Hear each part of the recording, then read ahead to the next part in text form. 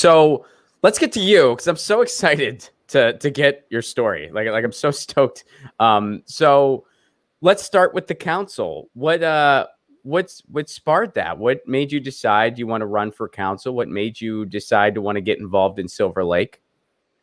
So I guess it kind of goes back a little bit. I've always had an interest in politics, in civics, in being involved in your community and your greater society. And you can do that on any number of levels. I'm originally from Chicago. That's where I grew up. And my first sort of jump into politics was I was actually interested in running for mayor back in 2010 when Mayor Richard Daley resigned from office. And you know, the Daleys had a family dynasty in Chicago that spanned probably about 40 years. And so when he decided to step down, everyone was kind of gagged. And I was like, well, why not have a queer person, run for office? I've always been of the notion that regular people like you and me should be able to run for office and should be able to be leaders of our political system because we have a better idea of what it's like for everyday people.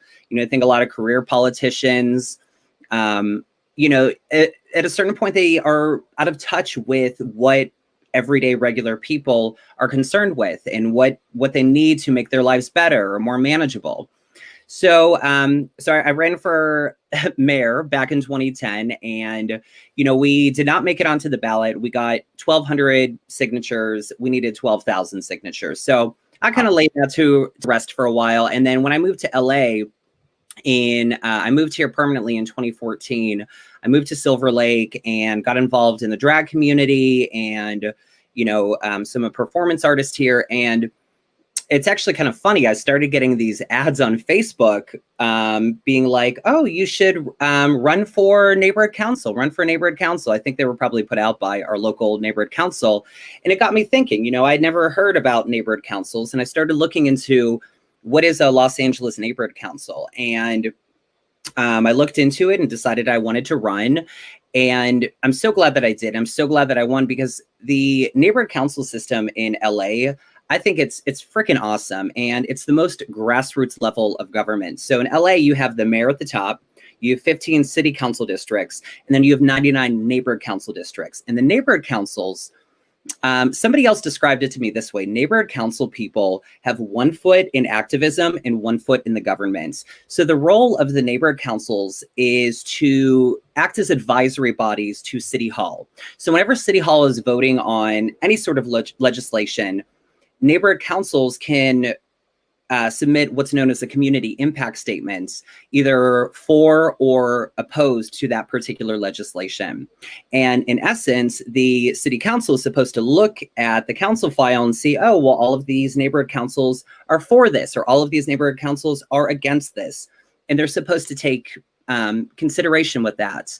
So in that sense, neighborhood councils are really important, and it really is the connection between the people and the government here in Los Angeles. And, even though LA is one city, it's a massive city. It's the second biggest city in the USA.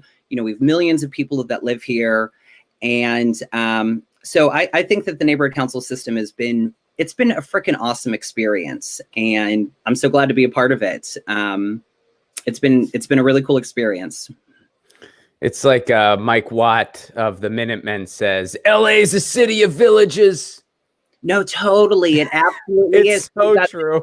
You got this village saying this, you got this village saying that.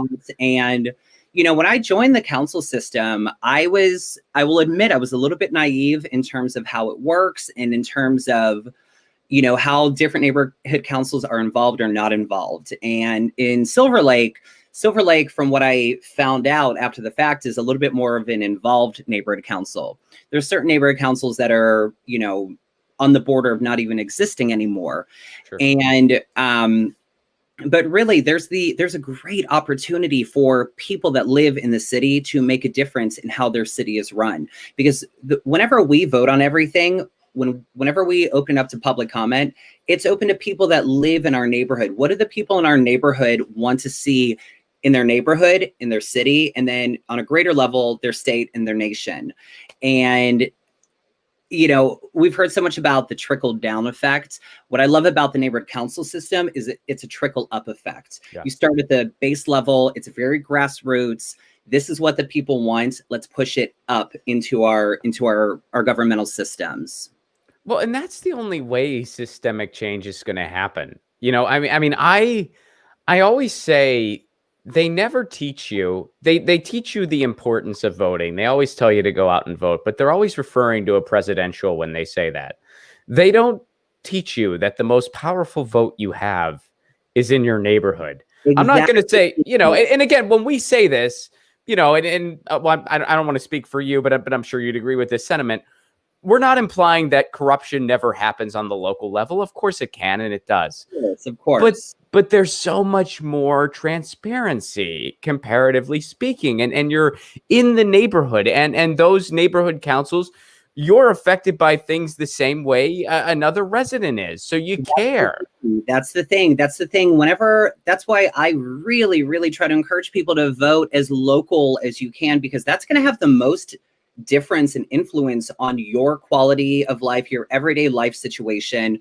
When you vote for president, of course, there's going to be greater implications beyond yourself. But if you want to see change happen on a local level, you better be voting for your state representatives. You better be voting for your Congress people, for your mayor, for your city council members, for your neighborhood council members, because these are the people that are sort of, it's like a microcosm of your life versus, voting federally. Yes, that affects you, but not as much as voting locally will affect you. And that's where you can see that change. And if we see that change happen, all across local levels, it inevitably has to move up into county, state, and federal levels. Well, you look at it, we can apply it contemporarily. I think it's fair to say no matter what happens in November, we are not going to have a friend to the climate in office. However, we have the ability, one city at a time. Austin, Texas has already done it, to have our own Green New Deals. And if every city in this country passes their own Green New Deal, and it's real and it's valid and it's significant and it has, bold demands, that's going to change the country. You can drag the federal folks along kicking and screaming if you have to. They're not going to have a choice. Exactly. And that's so true. But I guess then, at that point, then it kind of feeds back into, I think we all have this bias to naturally think that people think the way that we think and have the same values. And I'm always brought back to reality when I think about, what the government is like in states like Wyoming or Montana or a lot of these, Republican states. And I think that it's kind of one of those out of sight, out of mind things where, again, you think that people think like you and vote like you, but when they live in a completely different environment than you, they might not be. So I do think that, I think that it's interesting from that point of view. Like, yeah.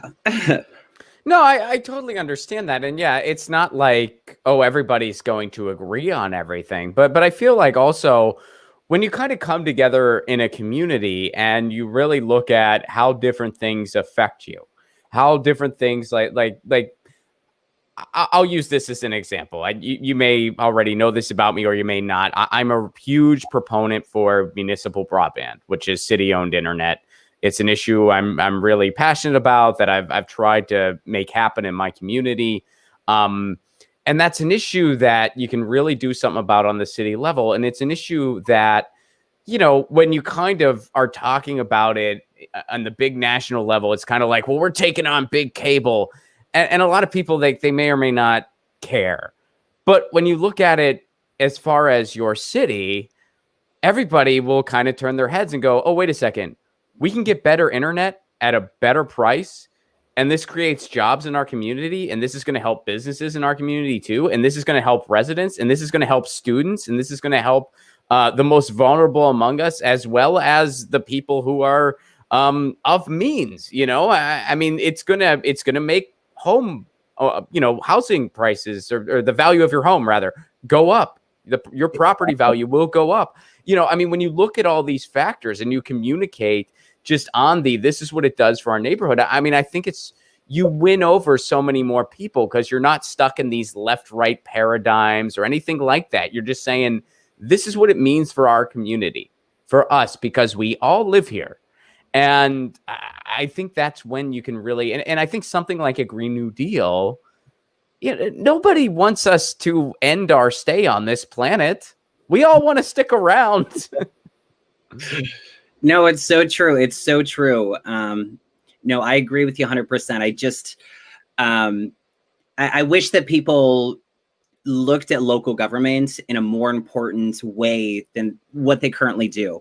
You know, I think people look at their government and they think, oh, the federal government is the end all be all, but it really isn't. You know, our everyday lives are dictated by what goes on in our own communities. And make a change in your community. And if enough people are making changes in their own community, we should see that rise up into higher levels of government. And if not, then again, something is wrong.